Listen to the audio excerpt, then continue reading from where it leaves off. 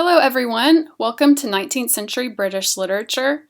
This is the first lecture for this semester and we're going to be talking about fantasy and mimesis today. These two terms are going to be our key terms for the rest of the semester and we're going to return to them throughout. So it's really important for us this week to establish what we mean by these terms and really the kind of general history of these terms in literature. We're going to be relying on Kathryn Hume's chapter on fantasy and mimesis to give us some context for that. That was posted to our course materials, so if you haven't read that yet, please go back and read that first, because the lecture will make a lot more sense in the context of already having read that. I also encourage you to print out a copy of the lecture slides so that you can take notes on anything that may be talked about but not actually included on the lecture slide. For the most part, I'll be going through the lecture point by point and just talking about what you see on the slides and giving you some further context for that, just as I would in a real classroom. And then of course we'll move from here into class discussions as we'll do throughout the semester, taking what we learned through our reading and through the lecture and then talking about it as a class together. So let's get started. This semester, we're going to be looking at how 19th century British authors used principles of fantasy and realism in a variety of different genres. Some of the things we're going to look at are detective fiction, which was created during the 19th century, children's poetry and riddles, which also experienced a golden age during the 19th century, ghost stories, which of course have a longer history but have a certain form in Victorian times in particular, which is the latter half of the 19th century. We'll look at poetry that uses medievalism, adult high fantasy, and historical realism. So in all these different genres, we'll be looking at the way that fantasy versus realism or mimesis is used in different ways in order to initiate certain responses from readers. So we're going to use Kathryn Hume's chapter as a way to define our terms, to understand the history, and to think about how authors were using fantasy and realism as they started to shape their texts. So as we go throughout the semester, please keep this week's lecture in mind as your background and as your context as we look at these different modes and different genres of literature. So Kathryn Hume gives us a historical overview of the shift from fantasy to realism and how the Enlightenment impacts that shift. That really has a lot of importance to 19th century British literature because the traditions that are coming from the Enlightenment directly precede 19th century literature and impact it in a variety of ways, which we'll be looking at throughout the course of this semester. But so we have a starting point. We're going to actually use Hume's article to think about how traditional societies prior to the Enlightenment valued myths. Now, for us, a myth is a type of fantasy literature. At that point in time, however, it was a communal story, something that demonstrated values or truths for a society. So events and myths tend to be beyond normal human accomplishment. They can't be verified factually, but they do hold a sacred place in society. So they're typically told through oral traditions and handed down and eventually written down. And the pleasure in hearing or reading myths comes from watching a character try to fulfill a type of transcendent ideal pattern. You'll remember that from Hume's terms. Even when the character fails to fulfill that pattern, the ideal pattern's importance to the community is upheld. So basically what Hume is telling us here is that prior to the Enlightenment, symbolism was valued in literature over individualism. It was much more important to watch the symbols of a story and to experience pleasure from seeing those symbols and those patterns completed than it was to think about an individual protagonist's journey through a particular plot. So prior again to the Enlightenment, myths were the main type of literature, and the purpose of fantasy there was to transcend the real, not to describe the everyday, not to give us a sense of psychology or a sense of purpose or plot, but to really think in terms of how a particular ideal character could demonstrate a mythic type of pattern, transcending the real and giving us a sense of something that is beyond our expectations. When we talk about fantasy this semester, I want us to have a pretty clear definition of what we mean by that. Typically, the theorists of fantasy talk about it in terms of literature or media that goes beyond or exceeds or escapes reality. So it's what is not provable, what is not everyday, and what is not expected. So there are several types of fantasy literature, and we'll be looking at a couple of different ones this semester, and you'll see a wide variety of fantasy literature and popular culture in particular. So fantasy can look forward. That would be sci-fi literature, predicting the future, space travel, technology that we don't currently possess, still grounded in the everyday, but actually leaning into fantasy because it's not the everyday, it's not provable, it's not something that's normal and basic. Fantasy can also look backward. We will see this in the Victorian time period with the look to the medieval literature. So it can be utopias, things that don't exist in our everyday but that we imagine. It can be other worlds that don't exist in this particular time. But it can also just be the use of nostalgia, like a medieval time, in order to promote a particular utopia or fantasy world. But whatever form it takes, it's always taking us out of the everyday, recognizable world. So I have some examples of fantasy for you. Utopias, fairy tales, talking animals, other worlds, time travel, magic, divine intervention, miracles, prehistory or ideal societies, or future history and those sci-fi societies, right? So this is just several different types of fantasy that you can encounter in literature. We won't look at all of those because they didn't all exist in the 19th century, but I do want you to have just a concept for what we mean when we're talking about fantasy literature. So to give you a little more detail about 19th century fantasy in particular, most often for those British 19th century writers, fantasy meant leaving the known world. So often some fantasy does occur within the real world of the 19th century. You can see that in things like Frankenstein and The Strange Case of Jekyll and Hyde. Often those kind of known world fantasies would be related to science. And we'll talk a little bit more about that later when we look at uncanny literature as well. Examples like Dracula were less frequent. In contemporary terms, those types of stories would be called magical realism. They're not pure fantasy because what they're doing is bringing in a fantastical character into the real everyday world and then seeing what happens. That wasn't as typical as just taking the reader out of this world, putting them in a fairy tale, putting them through some sort of time travel or using magic.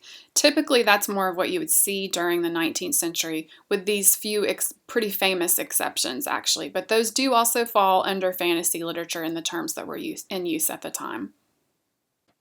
So prior to the 19th century, you have the Age of Reason and the Age of Enlightenment. This particular period is incredibly important to the way that fantasy and mimesis or realism affect literature. So Hume gives us some context again for the Age of Enlightenment, and we'll talk in just a moment about how that impact really affected 19th century literature in particular. But just so you have that historical context, you should be thinking as we go through the 19th century and looking at all these texts that they're actually reacting against this prior Age of Enlightenment and this Age of Reason. So the Age of Reason is approximately 1650 to 1789. 1789 marks the beginning of our study of literature. That's the beginning of what's technically considered 19th century literature and the beginning of Romanticism. But prior to this, you had philosophers and scientists publishing ideas about the importance of rationality, evidence, logic, and the importance of the individual. So just before the 19th century, you have this big movement where rational truth is valued more than imagination. So a lot of pleasure in 18th century literature is not from watching these transcendent patterns happening to mythical figures. Instead, literature is really pleasing to readers because it's ordered, it's rational, it has a demonstration of universal truth that is common to all people rather than a specific transcendent pattern. It's something that's demonstratable, that's scientific, that can be verified. So this shift from myth to empiricism really affects 19th century literature too, because what's going to happen is they're going to react against it. So you can think of it as originally there being mythic literature and the pleasure that comes from fantasy. Then you have this empirical literature that is going to react against myth. And then when you get to the 19th century, the pendulum's going to swing back to the other side, and you're going to have the reaction where writers felt like there needed to be more imagination and more fantasy brought back into literature. So again, right before the literature that we're going to study, you're going to have this big Age of Reason movement, and Hume is going to tell us a little bit about how that impacts literature. Hume has identified three different things that cause literature to shift from a prior focus on mythical literature and fantasy to realism. And the things that she has listed here are the change in the concept of the individual, the focus on the individual's feelings, and the aestheticization of responses to knowledge and art. So the first one, she explains how John Locke's concept of tabula rasa really focuses people's emotions and thoughts and feelings on themselves for the first time in a way that really traditional societies hadn't really done. So prior to the Enlightenment, people would have seen themselves much more as part of a community, where the community values were dominant. After the Enlightenment, each person is really seeing themselves for the first time as a blank slate and thinking about how knowledge could come from experience and personal observation of the knowable world rather than communal patterns and values that are transmitted beyond the individual.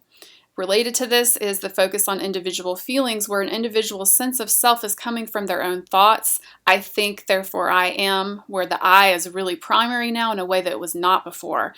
Not finding a sense of self through communal validation and not really thinking in terms of how the community promotes the individual self, but instead really thinking about my personal experiences, my desires, my wants, my values. And I think it's probably hard for us to get past being a product of the Enlightenment, because that's so ingrained in the way that we think about ourselves now, particularly in Western societies, where communal wisdom and literature tends to be downplayed in favor of individualistic wisdom and literature.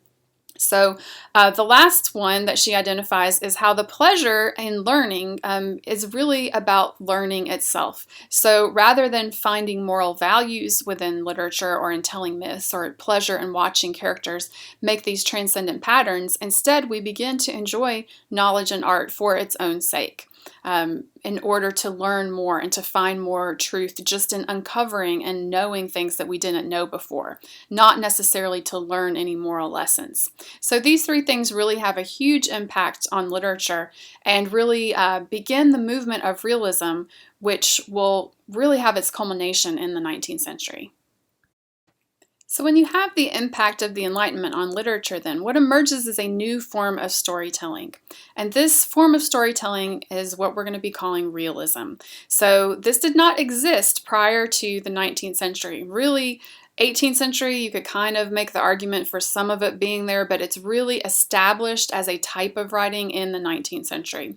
And so what we'll see is that writers are having this sort of experimentation time where they're looking at older fantasy literature, they're reacting against 18th century empirical literature, they're trying to incorporate fantasy, but they're also writing into realism. So there's a lot of complexity going on in the way that stories are told. So let's define what realism is for the purposes of our class. We're going to be looking at it in terms of how literature focuses on the self and how the self becomes more interesting than a focus on the ideal. So realism becomes the way that people find pleasure in creating self-meaning in literature in particular. So when we're looking at realism and literary texts, we're going to see texts that are focused on the everyday, on things that are ordinary, on things that are very individual. They're also going to be focused on what can be proven or knowable based on observation and experience, and not things that exceed or go beyond the everyday. So there are not going to be any uses of magic in realist texts. There's not going to be any idealization. It's going to be a lot more every day, often depicting a lot more of the hardships of life rather than the ideal. It is important to note, though, that for 18th century and particularly early 19th century writers, when realism is developing, that we're really still only looking at individuals that reflect universal human experiences best. Now, when we get to later 19th century and early 20th century realism, then you're going to have a little bit of difference in the way that realism is portrayed. But we are still kind of looking at that echo of those mythic transcendent patterns that can provide common human experiences, but they're common to individuals and not to communities. So that's the difference there.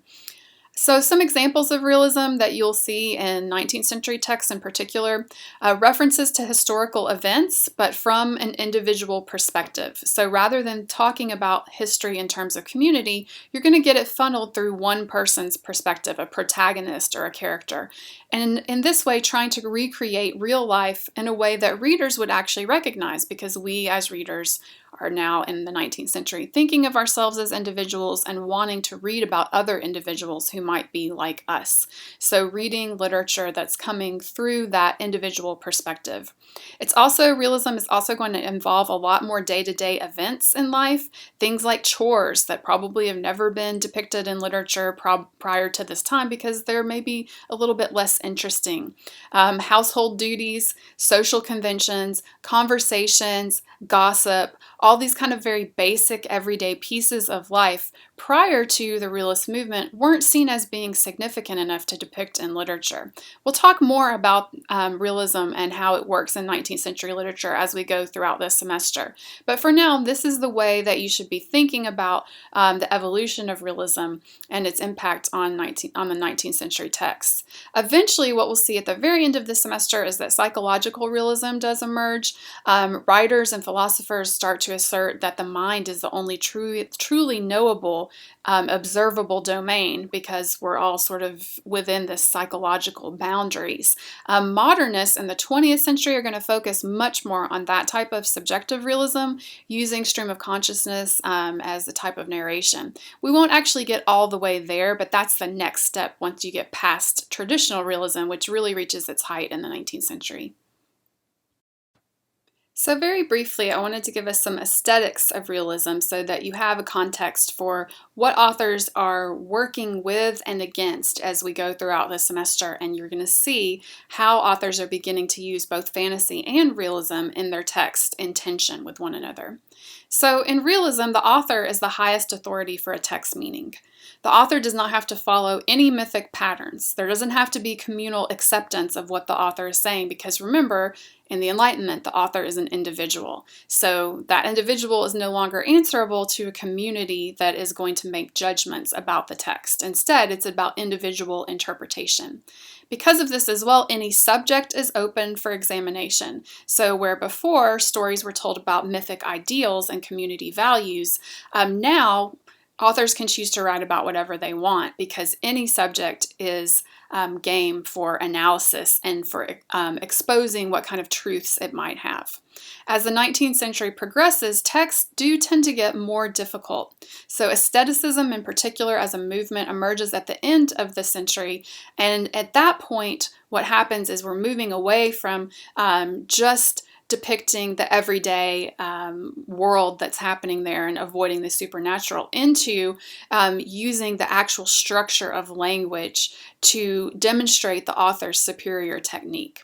So we don't have to learn any moral lesson, we don't have to follow a mythic pattern, we don't even have to really care about the text as a story, but we do want to think about the individual author and thinking about art for art's sake and how language can become beautiful just in itself. And some of the most famous 19th century writers like Oscar Wilde and Walter Pater were a big influence on that particular aestheticism movement. Now we won't be looking specifically at that type of literature in this semester, but just know that that is an outworking of some of realism, is that you end up getting this sort of high aestheticism as well. So for realism in particular, the observation of characters or of an author's skill is supposed to be paralleling scientific observation, and we'll talk more about that next week.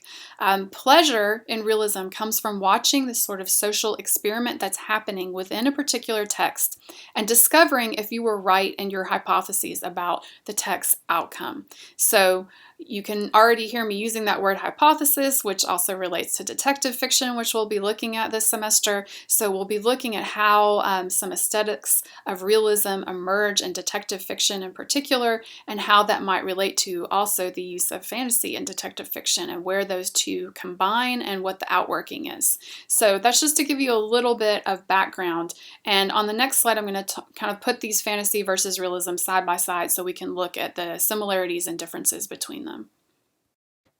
This particular slide is one that you may want to print out and have with your notes as we go throughout the semester, because it's really kind of laying out for you the differences between fantasy and realism and the way that we'll be returning to these things throughout the course of the semester. So fantasy, the meaning is coming from watching patterns to find a transcendent ideal. And realism, meaning is coming from observing individuals to discover new data. So there's two completely different ways that we're asking, the text is asking us to create meaning. So when you're in a fantasy text, you're usually not in the knowable world, or you might start out in the knowable world, but you're quickly moved to a different type of world. In realism, you're always staying in the knowable world. You're going to be exploring the everyday and things that are recognizable. In fantasy, the pleasure is coming from fulfilling patterns for communal behavior, but in these sort of unexpected, marvelous ways. So watching that pattern, that gives you the meaning, that gives you the pleasure.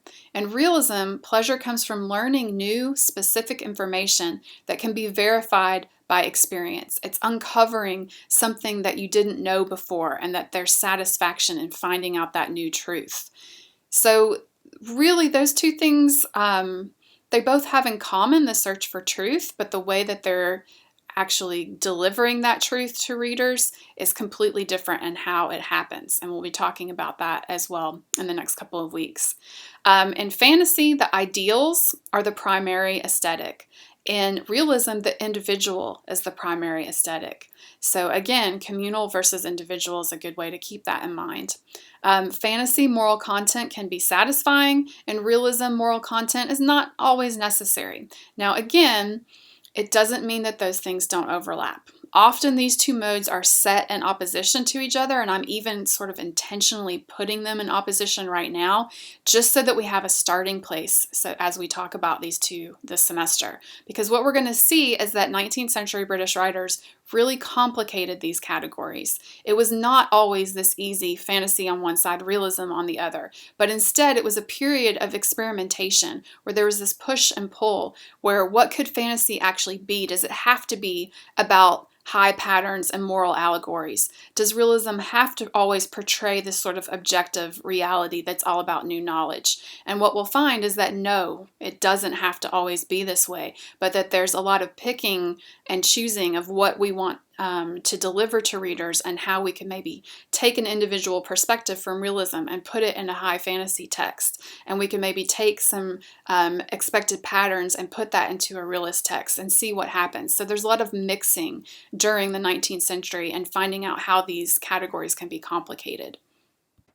So as we wrap up the lecture for this week, I just wanted to give you a little bit of looking forward context. So as we go throughout the course of the semester, we're going to be looking at those tensions and the way that things are developing. And what you'll see is that new forms of fantasy are going to be developing alongside realism during the 19th century.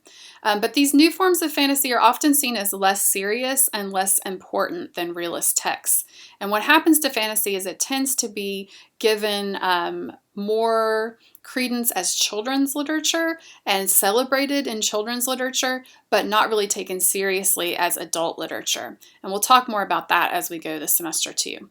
Realism does have its golden age in the mid to late 19th century, but it ends up declining after the early 20th century for a variety of reasons. I just gave three real quick ones here. A lot of authors begin to explore the way that reality is not really knowable. Even to scientists, they're always having to uncover new things that sometimes contradict old things. So what happens is writers start to say, well, how can we really use literature to know the world when not even scientists really know everything about the world? Language itself comes under deconstruction. Authors tend to look at the way that language can't really portray anything, and that there's this greater and greater focus on how language really just sort of falls apart. It can't portray the real, it's just symbolic, so therefore it becomes absurd, and authors play with this idea of absurdity and how language can't really provide any sort of new meaning and just sort of descends into nothingness or meaninglessness. That happens more in the 20th century, so you're not really going to see that this semester. I just want to give you some context for looking past realism, and that's what happens. That's why realism doesn't really stay and is not really sustained. Authors are going to be taking on new strategies that incorporate fantasy and realism. Particularly what you'll see in the 21st century is magical realism. That's a blending of fantasy into harsh, realistic situations in a very intentional way. So rather than leaving fantasy completely out of it, you could have something that's very realistic, that suddenly an angel appears or suddenly magic is used, and it's unexpected, but it guides the story in ways that still lead to a sense of meaning or playfulness.